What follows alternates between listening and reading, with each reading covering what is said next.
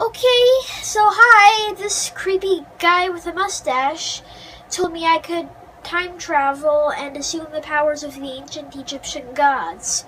I think I should time travel to ancient Egypt, if that's the case. I mean, if I can assume the powers of the ancient Egyptian gods, maybe I should just time travel to ancient Egypt so that I'm, closest to them. That makes sense. And creepy guys with mustaches always mean business, which is why I believe him. Try and keep up! Hi, I'm Thoth, the god of knowledge. I know, I'm usually depicted with the head of an ibis, but I took over this loser boy's head just so I could enunciate better. It's hard to enunciate with a beak, okay? Anyway, I'm gonna talk to you about some of my fellow godly friends, like Ra. Ra was an ancient Egyptian god, and he was the father of the gods, king of the gods, creator of everything. He had many titles, but what he's mainly known for is being the sun god. So he fights chaos, he works for Ma'at, he does this journey through the underworld on what's called his sun bark, which is a little boat that he goes on. He boats through the river in the underworld. He meets Osiris, and he comes back up as Khepri, the rising sun. Also, Khepri is the aspect of the scarab, beetle. That's it for Ra. There are many gods named Horus in ancient Egyptian mythology. This particular one we're going to talk about, however, is the most popular. Like Ra, he was depicted with the head of a falcon, except he wore a different crown. Being the god of the sky and the protector of pharaohs, he wore the double crown of ancient Egypt, the crown that the pharaoh wore.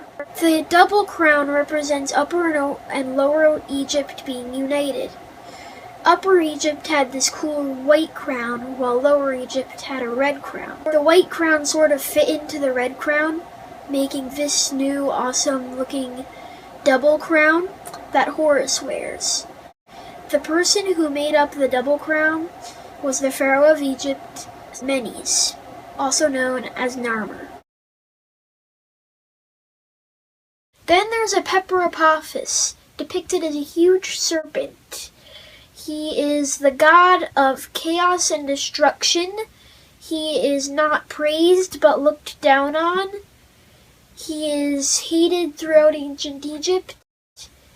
There are many pictures of him being destroyed in tombs of the pharaohs, specifically by a cat. The Legend of Osiris.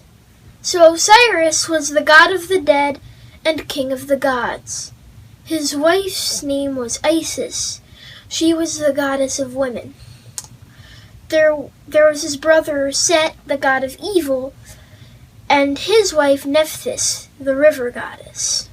Set was very jealous of Osiris having the throne as king of the gods.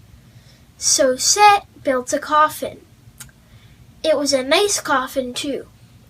He invited all the gods to this party where he put the coffin in the middle, had them stand in a circle, and let them take turns, one by one.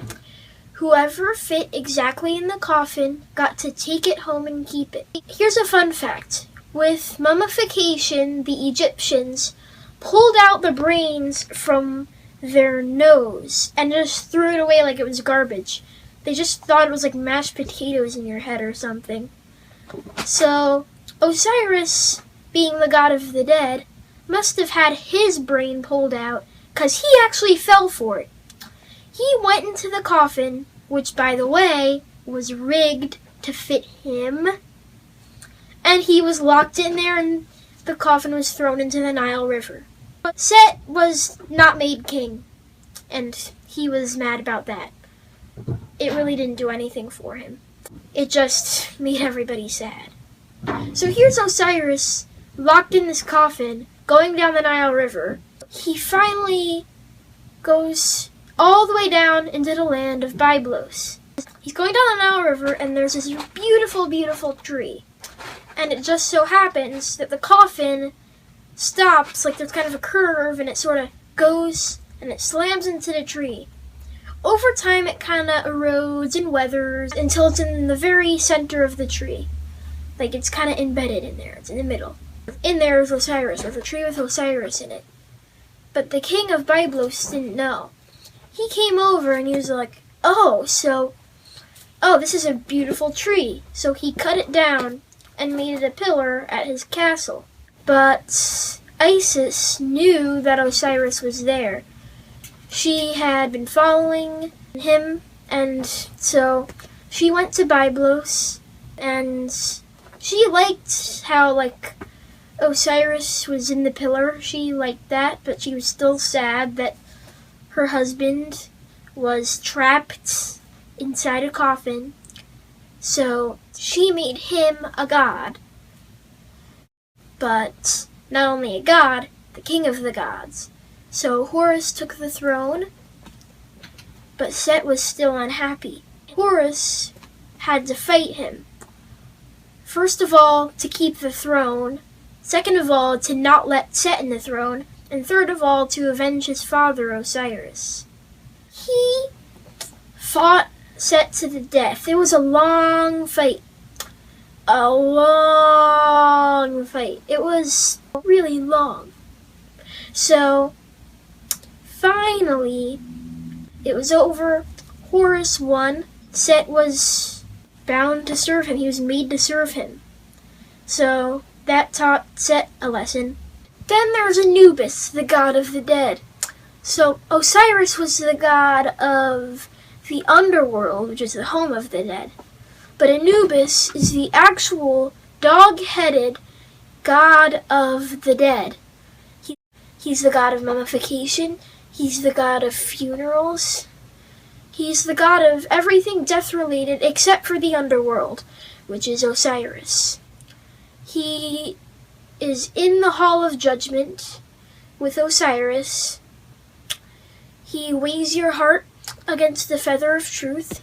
If it's a light heart and goes up, that means that it's good, that you're good and you can pass to what they call the Egyptian afterlife.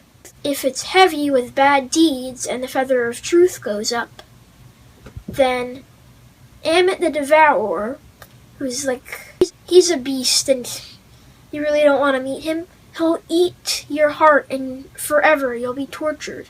He'll just eat it. The afterlife is a paradise. Getting your heart eaten is not. So, there was very little crime in ancient Egypt because of this one particular god, Anubis. So, I guess it's time to leave this boy's body. It looks like he's getting a bit tired of having me in him. Toodles! Ah! What was that? Did I just go back to ancient Egypt and get possessed by a god? It's awesome! I sure hope he taught you something. Bye.